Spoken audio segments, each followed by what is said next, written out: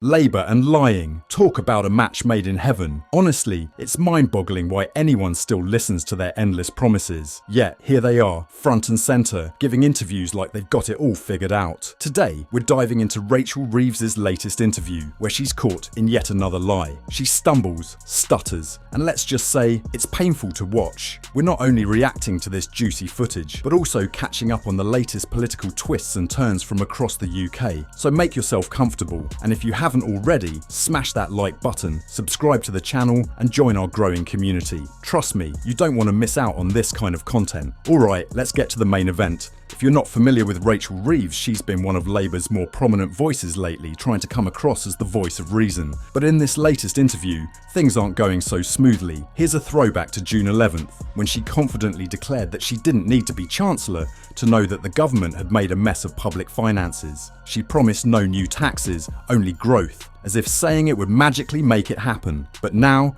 barely a few weeks into office, she's hit us with a whopping £40 billion in tax hikes. So why the U-turn? Let's listen to her attempt at an explanation, and there you have it, her excuse. She claims that once she actually stepped into the Treasury, she found out there was a hidden black hole in the finances that nobody knew about. Now, you'd think someone as confident as she was back in June might have done a little more homework, right? The real kicker is that she seems to think we'll just accept that answer and move on. It's no wonder people are finding it harder to trust our politicians. Rachel Reeves's constant flip-flopping isn't just about changing policies, it's about the growing disconnect between what leaders promise and what they deliver. When you go on record promising no tax hikes and then turn around with £40 billion in new taxes, it's only natural for people to feel betrayed. And it doesn't stop there. When questioned about growth, Reeves can barely provide a coherent response. The Office for Budget Responsibility, OBR, is predicting a tiny boost in growth, but nothing close to the stronger and faster economy she keeps talking about. She says, "I'm not satisfied with those numbers," as if that somehow changes the forecast.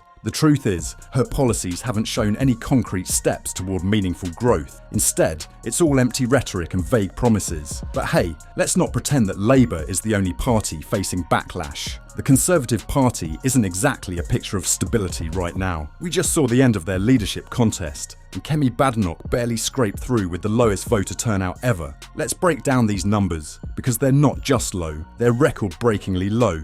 Badenoch won with around 53,800 votes compared to 41,300 for her opponent Robert Jenrick. Now, that's a slim margin, but what's really alarming is that only 72.8% of Tory members even bothered to vote. To give you some context, this is the lowest participation rate since the Tories introduced member voting back in 1998. Conservative Party membership is dropping fast. Since 2022, they've lost over 23% of their base. Members are voting with their feet, or, in this case, choosing not to vote at all. It seems like people are just fed up with the options presented, and as party loyalty dwindles, we're seeing a shift towards Reform UK. Reform UK is becoming a thorn in the side of the Tories, and it's largely thanks to Nigel Farage, who has been vocal about attracting disillusioned Conservative members. According to recent reports, Reform UK's membership has surpassed 93,000 as of early November. That's not a small number, especially when you consider that 4 million people voted for Farage's party in the recent general election. Tony Cox, a Reform UK councillor, recently took to social media to point out how Tory membership is in freefall.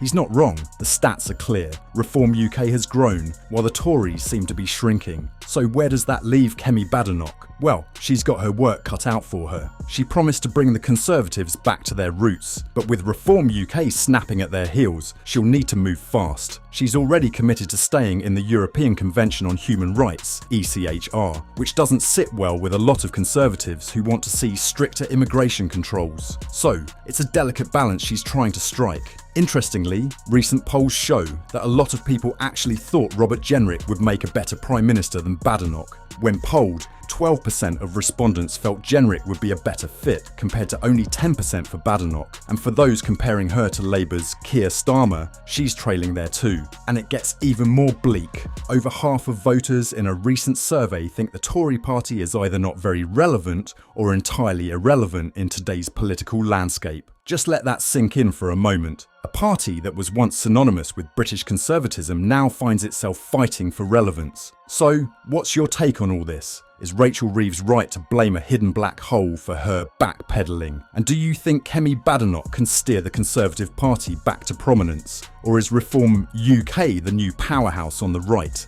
Let me know your thoughts in the comments below.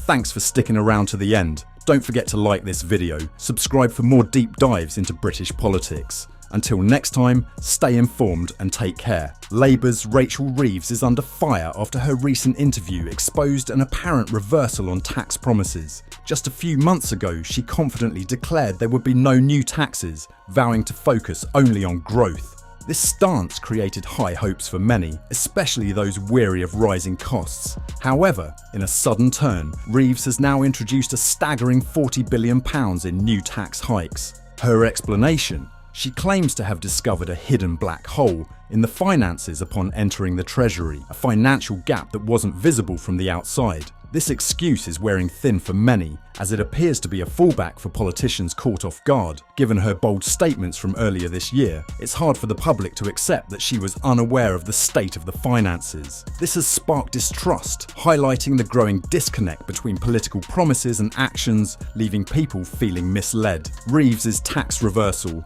is only the latest in a series of stumbling blocks for Labour. While Reeves still emphasises a stronger and faster economy, recent forecasts by the Office for Budget Responsibility (OBR) show a minimal boost in growth, far from the ambitious picture she painted. When pressed about this, Reeves could barely provide a satisfying response, stating only that she's not satisfied with the numbers, as if her dissatisfaction could change the trajectory. So far, her policies seem heavy on slogans, but light on actual, impactful steps for meaningful growth. Meanwhile, the Conservative Party isn't faring much better. Kemi Badenoch's recent win in their leadership contest has drawn attention, but it's overshadowed by concerning trends, with only 72.8% of Tory members even bothering to vote. This leadership election saw the lowest turnout since member voting began in 1998. Membership numbers are plummeting, with over 23% of Conservative Party members leaving since 2022. The party, which once symbolised British conservatism, is struggling to maintain its base. This declining loyalty has created an opening for Reform UK, a party led by Nigel Farage that's attracting disillusioned Tories.